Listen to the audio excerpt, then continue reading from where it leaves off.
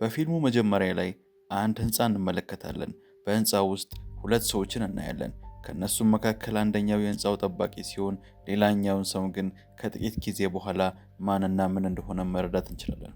ጠባቂው ይህ ቦታ የተከለከለ ነው፣ ወደዚህ እንድትመጣ ማን ፈቀደልህ በማለት ሲጠይቀው ከታች ደውለውለት ኤሌክትሪክ እንዲያስተካክል እንደነገሩት ይነግረዋል። ጠባቂውም የመግቢያ ፈቃድን አሳይኝ ሲለው አንድ ወረቀት አንስቶ ሊያሳየው በማስመሰል ወዲያውኑ ቢላዋ በማውጣት ጭንቅላቱን በመውጋት ይገድለዋል። በመቀጠል ከአንድ ስብሰባ የጨረሱ 13 ከፍተኛ የመንግስት አመራሮች ወደ ሊፍት ገብተው መውረድ ይጀምራሉ።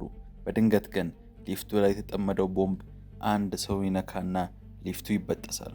ከዚያም 30ኛ ፎቅ ላይ ሊፍቱ ስታክ አድርጎ ይቆማል። ወዲያው ድንገተኛ ሰራተኞችና ፖሊሶች ወደ ህንፃው ያመራሉ። ፖሊሶቹ ጉዳዩ እንዳጣሩት ከሆነ ሊፍት ውስጥ ቦምብ እንደተጠመደና አጋቹ 3 ሚሊዮን ብር ለመልቀቅ እየጠየቀ መሆኑን ማክ የተባለው ካፒቴን ያስረዳል። ሰላም የዩቲዩብ ቤተሰቦቻችን፣ ዛሬ የምናወራው በ1994 ስለተለቀቀው ስፒድ ስለተባለው ፊልም ነው። ታሪኩን ከመጀመራችን በፊት ግን ለዚህ ቻናል አዲስ ከሆናችሁ ወይንም ሰብስክራይብ ካላደረጋችሁ እባካችሁ ቻናሉን ሰብስክራይብ ማድረጋችሁን እንዳትረሱ። ታሪኩ ከተመቻችሁም ላይክ እና ኮሜንት ማድረጋችሁን እንዳትረሱ። ካለበለዚያ ግን ሊፍቱን እንደሚያፈነዳው ይናገራል። ሄሪ የተባለው ፖሊስ ምን ያህል ጊዜ እንዳላቸው ይጠይቃል። ማክም 1 ሰዓት ብቻ እንደተሰጣቸው በመናገር ለፖሊሶቹ መመሪያ ይሰጣቸውና አጋቹ የሰጠውን ጊዜ ሳያበቃ ቀድሞ ለማክሸፍና ሰዎችን ለማዳን ወደ ግዳጅ እንዲሄዱ ይነግራቸዋል። ሄሪ እና ጃክ የተባለው ባልደረባ ቦምቡ የተጠመደው 32ኛ ፍሎር ላይ እንደሆነ ደርሰውበት ቦምቡን ለማክሸፍ ስራ ይጀምራሉ። በዚህ ሰዓት ጃክ ከጎን በኩል ያለውን ግድግዳ ከፍቶ ወደ ሊፍቱ የላይኛው ክፍል ይወጣል። ከሱ ጋር አብሮም ሄሪ ይከተለዋል። ከዚያም ሁለቱ ወደ ውጭ በመውጣት ወደ ህንፃው ጣሪያ ያመራሉ። ጃክም ለሄሪ እነዚህ ሰዎች ከዚህ መከራ መውጣት አለብን ይለዋል። እዚያም አንድ የብረት ገመድ በመጠቀም የሊፍቱን የጀርባ ክፍል ወደታች ወርዶ እንዳይፈጠፈጡ ቆልፎ ያስረዋል። ነገር ግን በሌላ በኩል አጋቹ ሌላ ቁልፍ በመጫን ሊፍቱን ይበልጥ ወደታች እንዲወርድ ያደርገዋል። በሊፍት ውስጥ ያሉ ሰዎችም በከፍተኛ ሁኔታ ይደናገጣሉ። ሊፍቱ ወደታች በመውረዱ ምክንያት ግማሹ ክፍል ይሰበራል። አንዲት ሴትም ወደታች ትንጠለጠላለች። ነገር ግን በውስጡ ያሉት ሰዎች ተረባርበው ያችን ሴት ያድኗታል። ከዚያም ያ የብረት ገመድ ተበጥሶ በሊፍቱ ላይ ይጣበቃል። ከዚህ በኋላ ሄሪና ጃክ ሁለቱም ወደታች በመውረድ የሊፍቱን በር ከፍተው በውስጡ ያሉትን ሰዎች አንድ በአንድ በሰላም ወደ ውጭ ያወጧቸዋል። አንዲት ሴት ፈርታ ዳር ይዛ ትቆማለች። ጃክም ምንም እንደማትሆንና እንዳትፈራ አደፋፍሯት እሷንም በሰላም ከሊፍቱ ያወጣታል። ልክ እሷ እንደወጣችም ሊፍቱ ሙሉ በሙሉ ተከስክሶ ወደታች ይወድቃል። በዚያ ሰዓት ጃክና ሄሪ እሱ ይህን ያደረገው ለምንድን ነው? የ3 ሚሊዮን ዶላር የጠየቀው ግለሰብ እዚህ አካባቢ ነው ያለው፣ አዎ በእኛ አቅራቢያ ነው ያለው ብሎ ይነጋገራሉ። ጃክም የመንገደኞችን ሊፍት ይፈትሻል አይደል ብሎ ይጠይቀዋል። ሄሪም አዎ፣ ነገር ግን የእቃ መጫኛውን ሊፍት አልፈተሽኩም ይለዋል። ወዲያውኑ ሁለቱ በፍጥነት ወደ እቃ መጫኛው ሊፍት አቅጣጫ ይሮጣሉ። በሩንም ከፍተው ወደታች ይወርዳሉ። በዚያ ሰዓት ሆዋርድ ከሊፍቱ ላይ ሆኖ ከፍተኛ ተኩስ ይከፍታል። ሄሪም ወደታች ይወድቃል።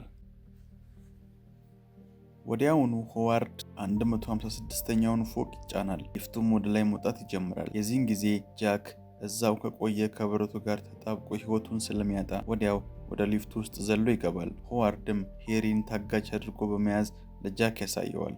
በመቀጠልም በሰውነቴ ላይ ቦምብ ተጠቅያለሁ፣ በዚህ ቦምብ መላውን ህንፃ ማፈንዳት እችላለሁ ይላል። ጃክም ቤዝመንት ውስጥ 50 ፖሊሶች አንተን የጠበቁ መሆኑን ታውቃለህ ይለዋል። ሆዋርድም እንግዲያውስ እኛ በ3ኛው ፎቅ ላይ መውረድ ይኖርብናል ይላል። ከዚያም ወደ ውጪ በመውጣት ሆዋርድ ለጄክ ጓደኛህ ሲሞት ለመመልከት ተዘጋጅ ይለዋል። በዚያ ሰዓት ጄክ የሄሪ እግር ላይ ተኮሳል። በዚህ ጊዜ ሆዋርድም ብቻውን ይቀራል።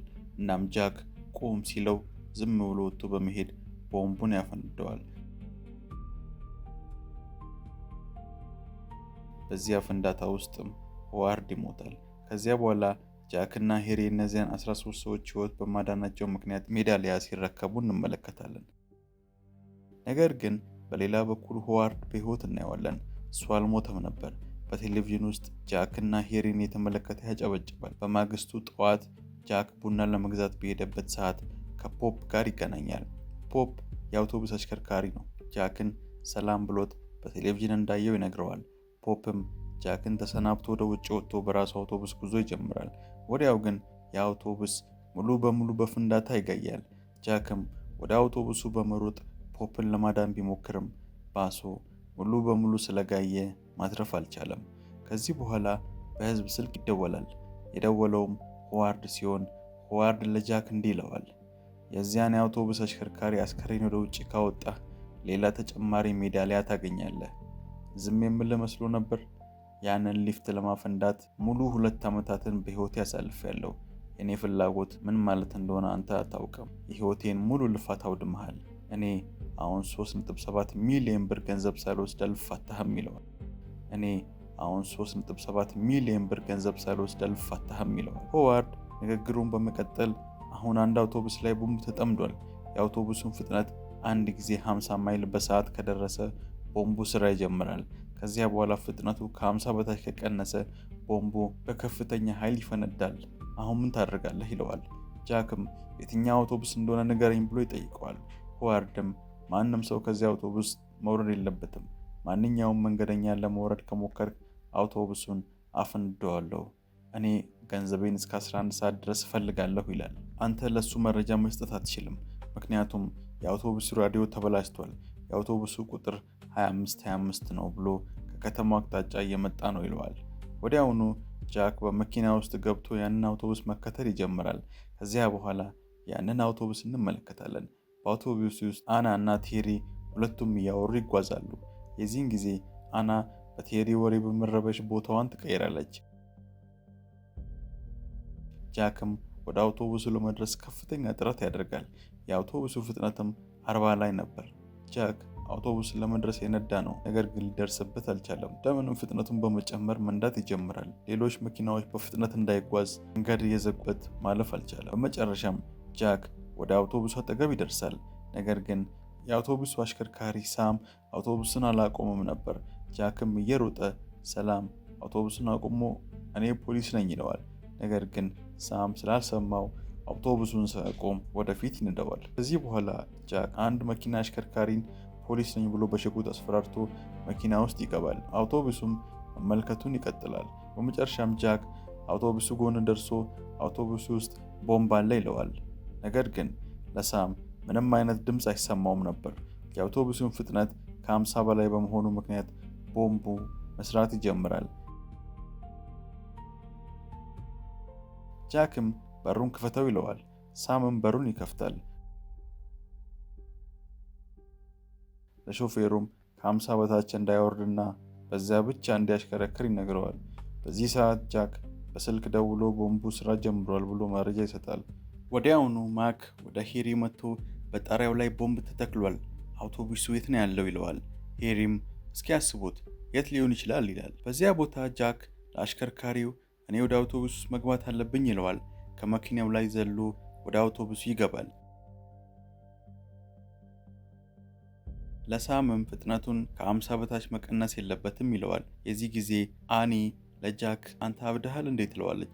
ጃክም ሁሉም ሰው ዝም ይበል ይላል። በዚህ ሰዓት በአውቶቡስ ውስጥ ያለ አንድ ሰው በጃክ ላይ ሽጉጥ ይደቅናል። ጃክም አንተ ማንም ሁን ማንም አሁን ለምትሰራው ወንጀል አይመለከተኝም ይለዋል። እዚህ የመጣሁት ህዝብ ላድን ነው ይለዋል። በዚህ ሰዓት ከጎን ያለው ሰው ያንን የሽጉጥ ባለቤት ይይዘዋል። በመካከላቸውም ትግል ይፈጠራል። በስህተትም ጥይቱ ተተኩሶ የባሱ ሹፌር ሳም ላይ ያርፋል።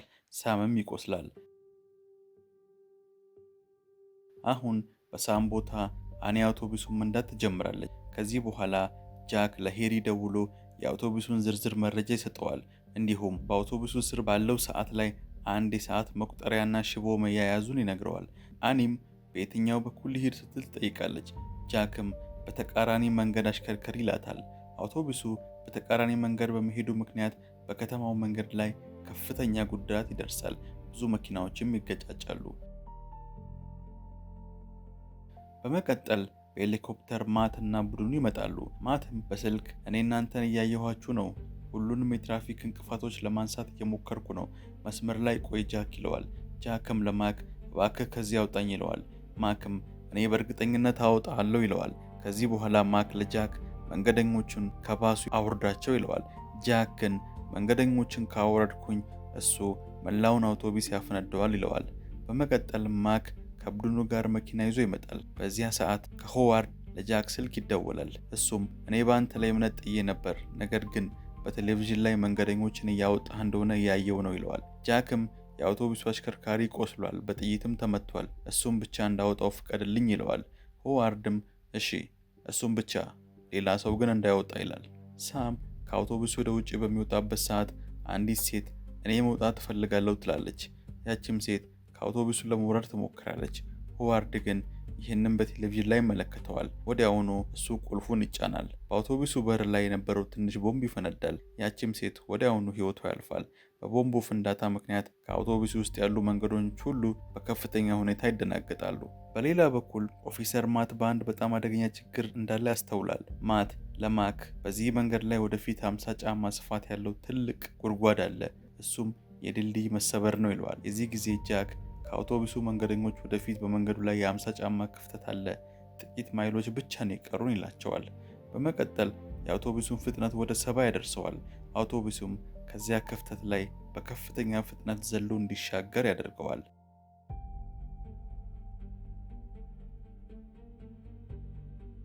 በዚህ ሰዓት ሁሉም መንገደኞች በሕይወት በመትረፋቸው ምክንያት ከፍተኛ ደስታ ይሰማቸዋል። ከዚህ በኋላ ጃክ አውቶቡሱን ወደ አየር ማረፊያ ይወስደዋል። ማክም ጃክ በትክክል ሰርቷል፣ አሁን አውቶቡሱ በክብ ይዞራል፣ ለዚህም ለኛ ጥቂት ጊዜ ይሰጠናል ይለዋል። በዚህ ሰዓት ሆዋርድ ለጃክ በድጋሚ ደውሎ አይ መዝናናት፣ አንተ በጣም ተቸግረህ ነበር፣ ነገር ግን ወጣ፣ እኔ ገንዘቤን እፈልጋለሁ፣ አሁን ምን አይነት ጨዋታ ነው የምንጫወተው ይለዋል። ጃክም እኔን ብቻ ወደ ታች አውርደኝ ይላል። ሆዋርድ ግን ፍጹም እምቢ ይላል። ጃክም እኔ ከነሱ ጋር ተነጋግሬ ወዲያው መለሳለሁ ይለዋል። ሆዋርድም ይስማማል፣ ነገር ግን ወዲያውኑ መመለስ አለብህ፣ ምንም አይነት ተንኮል እንዳትሞክር ይለዋል።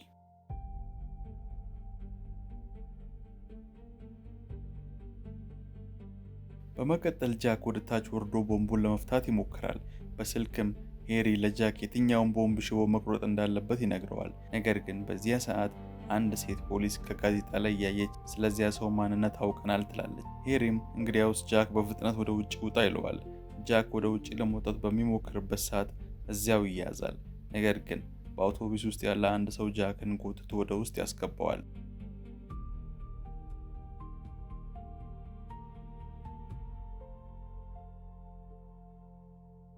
በሌላ በኩል ማክ እና ቡድኑ ወደ ሆዋርድ ቤት ያመራሉ።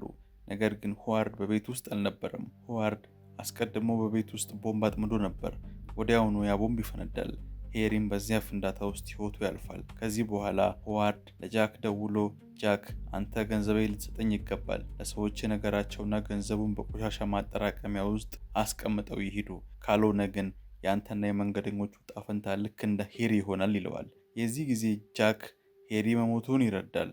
በሆዋርድም ላይ ከፍተኛ ቁጣ ያድርበታል። አኒም ለጃክ እባክህ አሁን በዚህ ሰዓት ታስፈልገናለህ ትለዋለች። በመቀጠልም ጃክ ሆዋርድ ሁሉንም ነገር እንዴት ሊያውቅ ቻለ ብሎ ማሰብ ይጀምራል። ጃክ በአውቶቡስ ውስጥ ወደ ግራና ቀኝ ከተመለከተ በኋላ አንድ ካሜራ የተገጠመ ያያል። ወዲያውኑ ለማክ ደውሎ አውቶቡስ ውስጥ ያለ ካሜራ አለ ይለዋል። ማክም ለካሜራ ባለሙያው በመንገር የአውቶቡሱን የካሜራ ሲግናል እንዲያስተጓጉልና የጥቂት ሰከንዶችን ምስል ደጋግሞ እንዲያሳይ ያደርጋል። በዚያ ሰዓት ጃክ በአውቶቡስ ውስጥ ላሉት መንገደኞች በሙሉ ቀጥ ብላችሁ ተቀመጡና ወደፊት ተመልከቱ ይላቸዋል። ያንንም የተቀረጸውን ምስል ያጫወቱታል። ሆዋርድም ቴሌቪዥኑ ላይ ያንኑ የተቀረጸውን የድሮ ምስል ብቻ ይመለከታል። ከዚህ በኋላ ሁሉንም መንገደኞች ከአውቶቡስ በሰላም ያወጣቸዋል።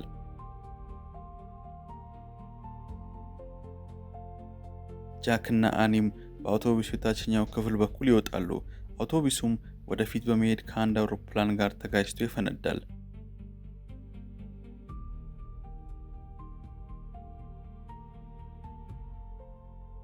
በመቀጠልም ሆዋርድ ለማክ ደውሎ ገንዘቤ መቼን የማገኘው ብሎ ይጠይቀዋል። ማክም በ30 ደቂቃ ውስጥ ይለዋል። ከዚያም ገንዘቡን በቆሻሻ ማጠራቀሚያ ውስጥ ይቀመጣል። ፖሊሶችም ያንን ቦታ ይከቡታል። ነገር ግን ሆዋርድ በአቅራቢያው ባለው ሕንፃ ውስጥ ሆኖ ፖሊሶችን ቦታውን እንደከበቡት በሁሉም አቅጣጫ ይመለከታል። በመቀጠልም ሆዋርድ በቴሌቪዥን ላይ ሲመለከት የአውቶቡሱ መንገደኞች በሙሉ አስቀድመው እንደወረዱ ይረዳል። ከዚህ በኋላ ሆዋርድ ገንዘቡን ይወስዳል። ራሱንም የፖሊስ ልብስ በማልበስ አኒን አፍኖ ይወስዳታል። በዚያ ሰዓት ጃክ ጥርጣሬ ይገባዋል። የቆሻሻ ማጠራቀሚያ ሲመለከት ገንዘቡ በስር በኩል ተቆፍሮ እንደተወሰደ ይመለከታል። ሆዋርድም በመከተል ወደሱ ይሄዳል። እጅ ወደ ላይ ሲል ከዚያም አኒን ይመለከታታል።